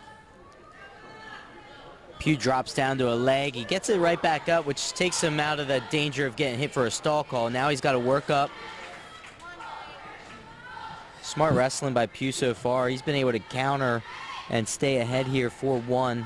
And he had been staying on his toes till just now. Now he's got to be careful because his hip up. Hips were low. As long as he can continue to control that leg and stay out front. And again, he gives up an escape rather than a 2. So at 40 seconds left in the second period, Pugh's up 4-2 on the strength of 2 takedowns. Fleshman looking to close the gap here. We see the pace has started to slow down since that first period. Takedown and a scramble. reversal. I'm sorry. I said 2 takedowns. Yeah, and looks like Pugh's kind of got a feel for what Fleshman wants to do to him. 13 seconds. He wants to make sure. Pugh's doing a great job of controlling hands. Fleshman keeps going for that outside single, and Pugh's just able to control hands enough. And there's a little show of some upper body strength. A throw at the edge of the mat. It looks good, but it doesn't do much for the score, does it? So we're going to take our easy time down to the third period. So Pugh is up 4-2. I'm guessing Fleshman's going to take down. Oh. Coach McCollum gives him choice. He says, you do what you want to do. I think it's kind of neat to see some coaches right away say, do you want to do this? I like when coaches say, all right, what do you think you should do? Well, and a lot of times for a wrestler, nothing's better than giving a wrestler confidence, and if the wrestler wants to go down, you put him down. Yep. I've often kind of thought that if the kid wants to be in a position, that tells me that he likes that position, he feels good there, so you give him a chance to show it. Now, if he does it too much and gets caught, then you might want to say, hey, remember the last 3 times you took down and gave up back points? When the duel scores 35-9, it's easier to give him the go-ahead. Most definitely. I'm guessing Bermudian Biglerville or Bermudian Boiling Springs. I'm guessing Coach McCollum, who's been around for no, I won't say forever, but I think he's 30 years, 30-plus years of coaching. He's got to tell him what he wants out of it. There, Fleshman almost gets the reversal. Yeah, he's actually got his cradle locked up, and this is dangerous here. So he gets the reversal to tie it with 105. Pugh slips his head out. Fights out of that without giving out back points, and now he's got a chance, and escape would win here. We got 55 seconds left in the third. And the action certainly has slowed down, hasn't it? 2 guys been pushing each other, and I got to watch the little cheap tilt there. He's trying to reach back and attack Fleshman's ankle. His left arm still trapped underneath, and he's going to have a hard time getting an escape unless he frees that arm, and Fleshman's just riding very tight. It's up to his feet with 30 seconds left. Fleshman trips him down. We're at 20 seconds left. You almost want to go out of bounds and get the restart. Now, if you're Pugh, do you push in a little bit, try to get that third caution and get the point? Do you take a chance? Because does he have any caution? I don't think he has any cautions, He doesn't have any. And we see that more and more in the bottom guy giving a little bump up, see if he can get him to jump. Yep. I believe Fleshman may be lining up on the opposite side this time. Yes, he did. It looked like he started to lean a little bit too. But wherever Sonny was, he kind of made sure his lean was going away from him. He's back up to his feet. Short time here. He gets up again. He just needs to break away. And Fleshman's going to hold on, and we're going to go overtime again. Second overtime match. Oh, looked like Pugh thought maybe locked hands there. Maybe locked hands. I didn't see it. Yeah, I didn't see it.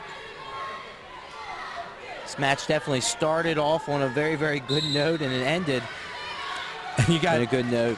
You got one exhausted guy in Fleshman and another guy who's pretty close to being exhausted in Pugh. He's got a good shot. Now he needs to be careful here. He wants to keep both arms on that leg. A pin would be huge for the team score. And it'd be what a way to finish off a match to get he needs an to sink overtime his chest fall. back and elevate that head. It looks like his weight's too far forward. Yeah, and when you go too far forward, you take all of your weight and you actually push it past the man. So now it's 28, so he's gonna flatten out. And Pugh comes up with the 5-pointer to take the 9-4 victory for Dallastown and end the streak there. That had been 6 straight wins for Bermudian. So that's a nice win for that was a great match.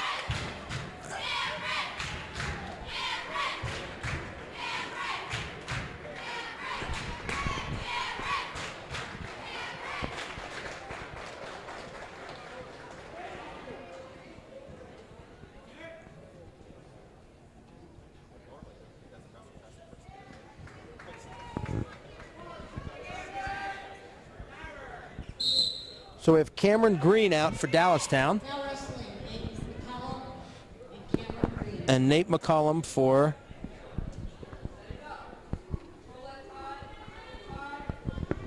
Bermudian. Now, Coach McCollum had a son who wrestled, but he was at Carlisle. So if this is any relation, I don't think it would be a son. It might be a nephew or something like that. I have to ask him about that. But Green's able to get the first takedown. It's up to McCollum. Rebuilds his hips right away. Green locks in the crotch. Going to probably get a stalemate here. Looking for one of my favorite moves, the spladle. But he's probably not going to get it. McCollum's got a good, strong, wide base. Now Green keeps lowering his level. So you could see just gradually pulling it down, but his shoulders, doesn't look like his shoulders are down low enough. So that is a position that I would never want to be in, whether it was on the wrestling match or ouch, that cannot be comfortable at all. Not at all. But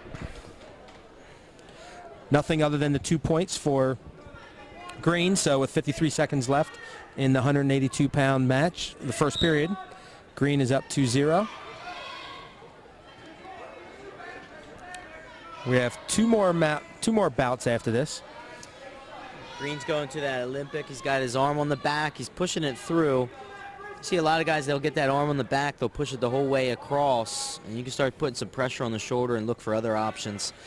And that's where you see a lot of officials will be real careful with that, right? Very, very careful. As you start to push that the arm up the back, you can start to really get the shoulder out of point. Now he's getting back points. Green's called him here. It's kind of adjusted a little bit, but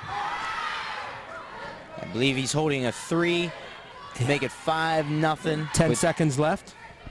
5-0, and looks like that's what we're going to take into the second period. With Cameron Green. Cameron Green up 5-0.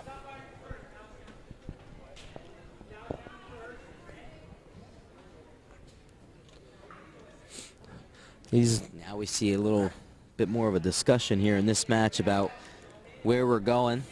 He's going to go down, which I kind of thought he might, or go neutral. Green has shown that he's pretty decent on top, so that's where McCollum's just going to have to keep moving, seeing if he can get those hips away. McCollum keeps going for these Granby rolls, but he may have put himself in trouble. Yeah, see, it looks like he has. It looked like Green there was just able to keep his hips in the right position to keep him on top, and then all he did was reach across and put McCollum on his back for another three-pointer. So he's now up 8-0. And Green's got that leg hooked. And he's looking to hip over and capture his head. Reminds me of what John Childress used to do, something like that. Yes. Where he would trap that leg with the two, and then he would basically just kind of bend you over and try to get a quick little two, because you just have to break the plane and get the two, pretty and close to it.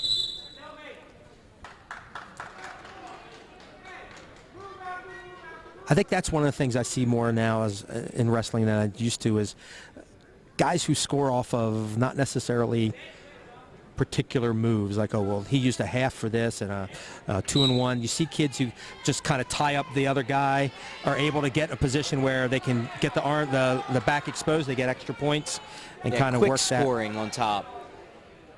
Looked like Green almost got a cheap tilt there, but he still has that arm barred up. Here's where you want to see the top guy, see if he can control that wrist as well, if he's going to do a bar tilt. He's looking for hand control on the other side, which would allow him to run the bar. Looks like he's started to get it. Starting to go. He's got to be patient. He doesn't have the other wrist, so he's going to get back points. The question is, without that other arm, it's really hard to kind of keep in the position to get. And you see the arm bar has become harder and harder to run, as refs are very, very careful about the pressure on the shoulder. 20 years ago, you'd be allowed to wrench that shoulder, and by the time the ref knew what was happening, it was over. And the arm's like hanging at an angle that really shouldn't be happening. He still has the bar. This time he does have the wrist. And at the end of the second period, gets a quick two. Green's up 13-0, looking to finish out with a, let's see, he takes down. A reversal here would give him his tech fall.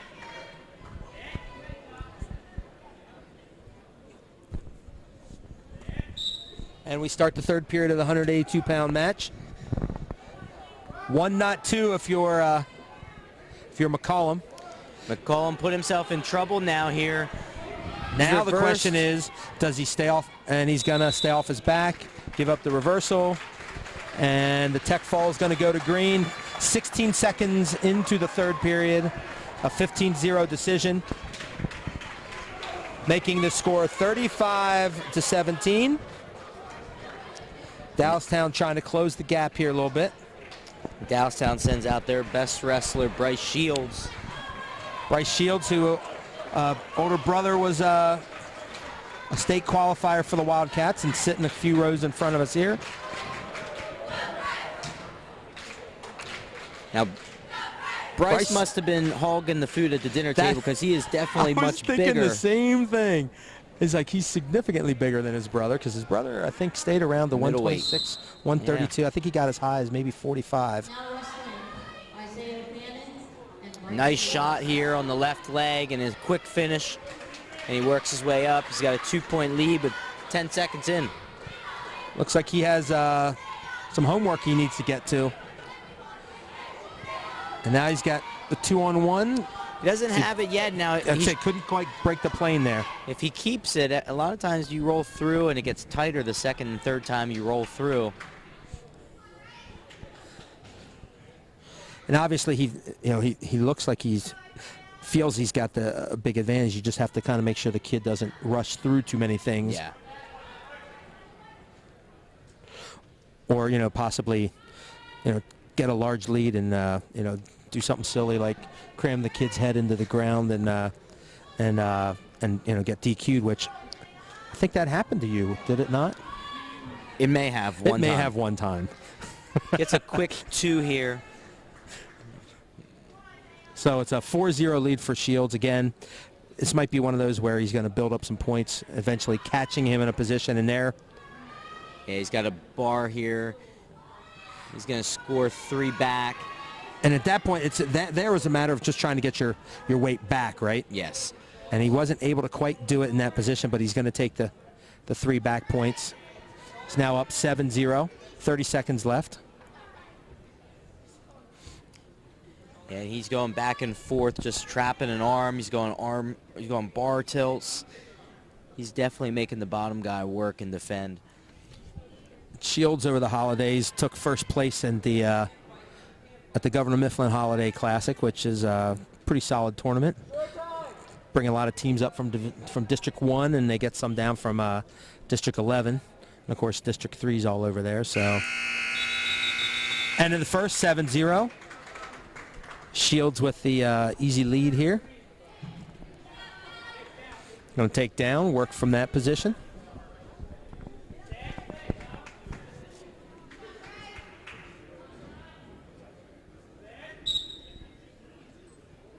Shields traps his arm, looking to roll.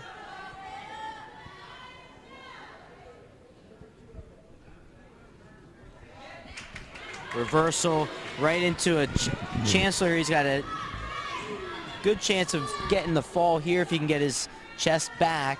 Finnin is definitely in trouble here. He's got the length that he needs, but not sure he's got enough strength to go with Shields in this position. Now, just saw that push, and he's worked himself in a position where they could end up going out of bounds. And sure enough, and looked like he tried to pull him back in. I like it. Shields went to pull him back in, not even letting him crawl out of bounds. He's got a 12-0 lead. Next time, it's either next time on his back for the tech fall or get the fall and get the extra bonus point. Ooh, there was a caution there, I believe. Yep. Anticipated that a little bit. Yeah, Shields trying to roll off right into a tilt. Goes right back to it. He's trapping that near arm on every start.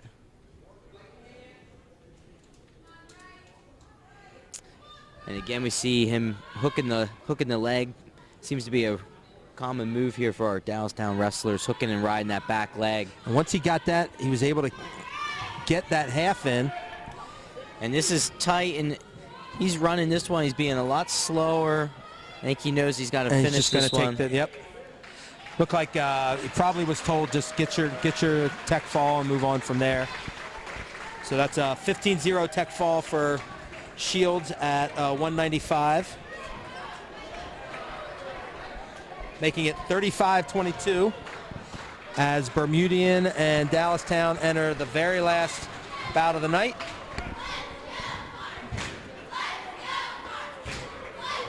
I'm guessing Logan Luckenbaugh coming out for Bermudian. And Jack Marks for Dallastown.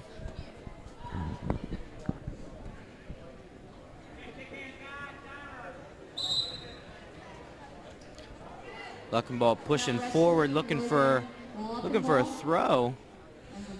Looks like a shorter kid for 220, doesn't he? So both of them look like they're very, very short, compact, strong guys. So you tend to see those guys want to kind of go the upper body throws because they know it's at low center of gravity, so they're pretty good at it most times.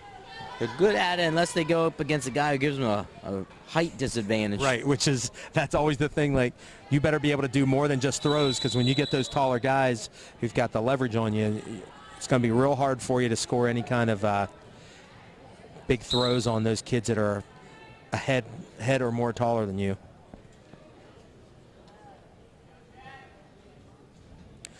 Now the skull cap. That was something you might have needed when you were sometimes, right? Like, did you ever have to wear one of those? I was crafty enough to avoid that. So you kept it long enough that it was floppy, but not long enough to have to wear one of those. I actually styled it a certain way for weigh-ins to avoid getting caught. Why am I not surprised that you would do that? Because I do remember lots of hair coming out of that headgear. Oh my. Well, I gotta do what you gotta do, though, right? Correct. Hey, as long as he's doesn't have a man bun under there, I'm okay with that. Just guys, the man buns have got to go. They've proven that you go bald quicker when you have those things. That's why. Did you have a man bun? I had one for about 2 minutes, and it cost me the rest of my life. There he's going for another throw, but again, looks like Marks has that low center of gravity. It's not going to quite work as easily as Luckenbaugh was hoping for. We're under 5 seconds, and the first period is over. Dallastown with choice. And Coach Jansen tells Mr. Marks to go down. So now we'll get to see how these guys do on the mat.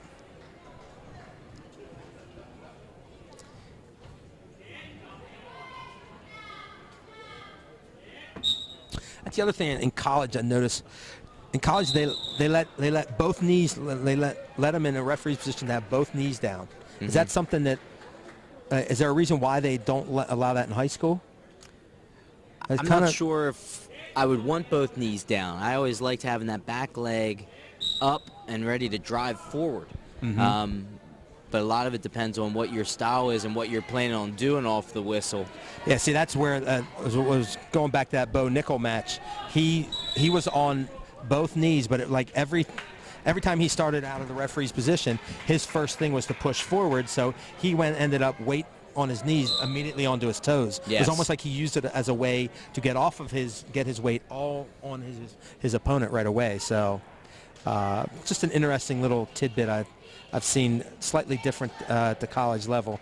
Which, folks, if you like college wrestling, Saturday there's a pretty good match on the Big Ten Network, Michigan and Ohio State. And Ohio State got a big boost over the holiday from Mr. World Champion Kyle Snyder. Has decided he is going to wrestle. He's not going to take his Olympic redshirt year like he originally was going to, and now they don't think he's going to be in the lineup for another 2 or 3 weeks. But you got a kid who's a college sophomore winning a world championship. He's a good guy to come off the bench. Yeah, you want him off. You want him coming off the bench. That's not a bad addition to your. Some local guys there. Kenny Courts is still in the lineup for yes, Ohio he is. State.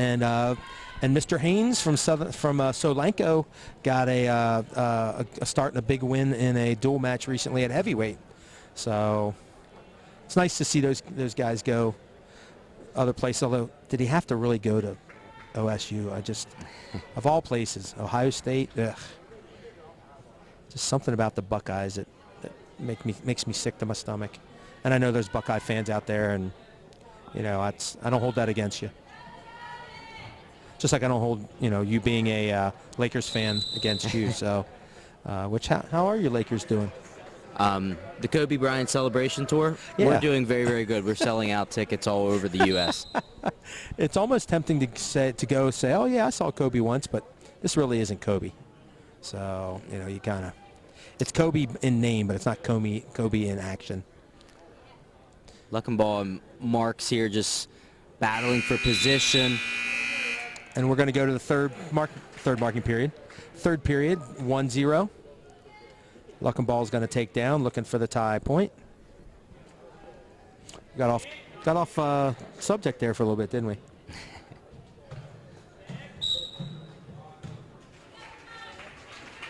Luckenbaugh goes for a roll there. Mark's able to follow. Mean crossface there on top. If he rears back anymore, and that's going to be a point. Got to always be careful about where that crossface is coming from. Yeah, a lot of times it's not how much force, it's where you start with that arm. Yep, because it looks bad when it's way back and it's forced across the guy's face. Yep. He's got a half in here. Luckenbaugh's reaching back, almost putting himself in danger. Again, not a great thing to do. Not only do you not put yourself in good position, but it sure looks like your arm could get hurt pretty seriously. Yeah, and you're extending yourself out there. You're putting your shoulder in a place where it's not supposed to be. Yeah.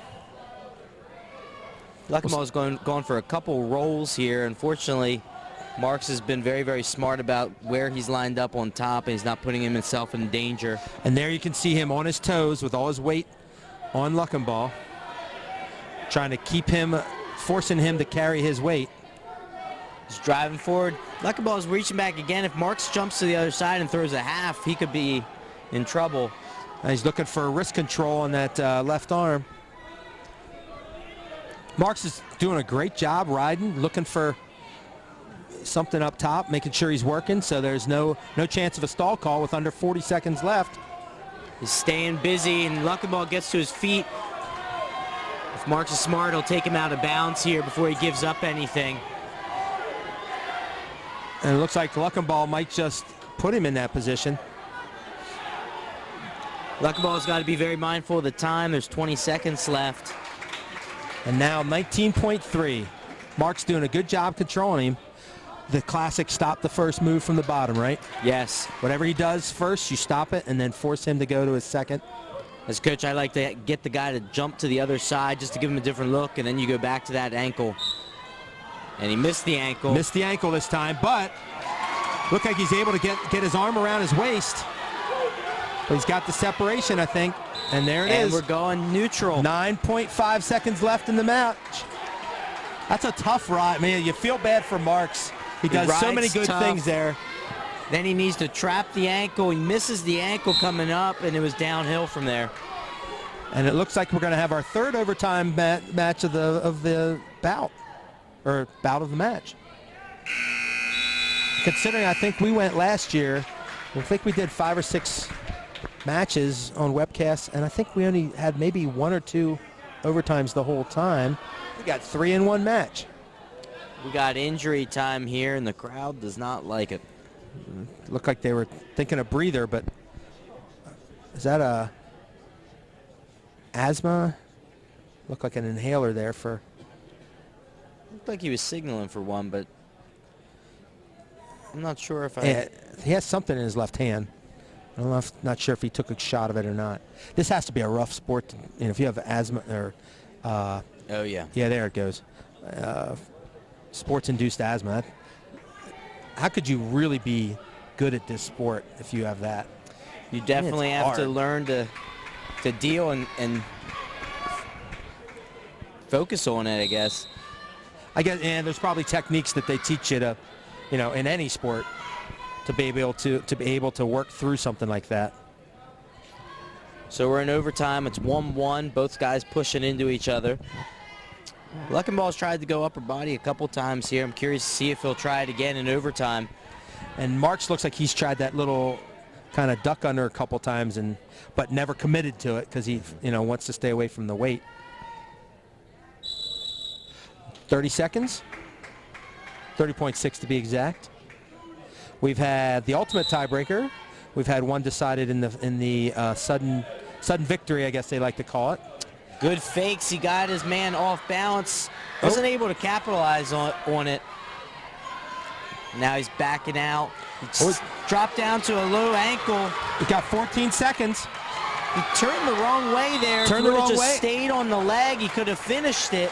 And Luckenbaugh did a nice job of keeping his hips up. And then getting out of bounds. So with 10.5 left in the sudden victory, we're still 1-1. I have a feeling we're going to hit those tiebreaker periods. Good scramble. Yeah, very good defense by Luckenbaugh there.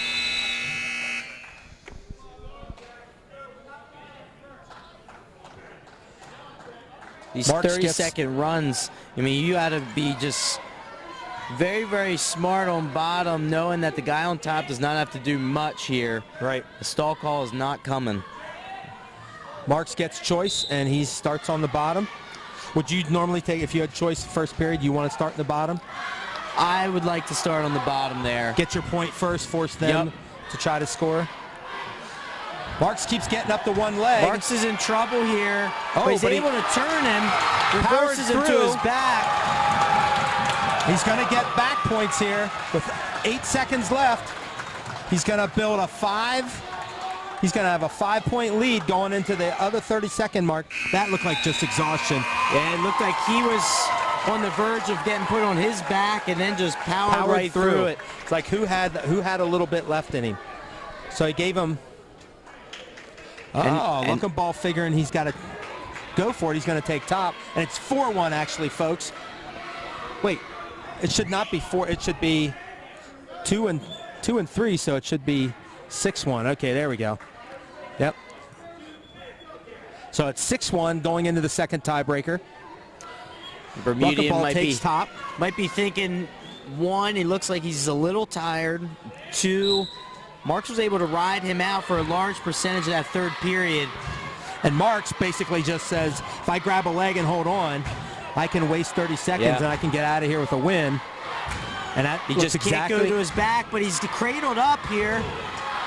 And we got back points coming. He's going to have to pin him, though. Yep, he's going to have to, and he's not going to get it. That arm is way too high. So the move almost pays off as he's going to get his 3.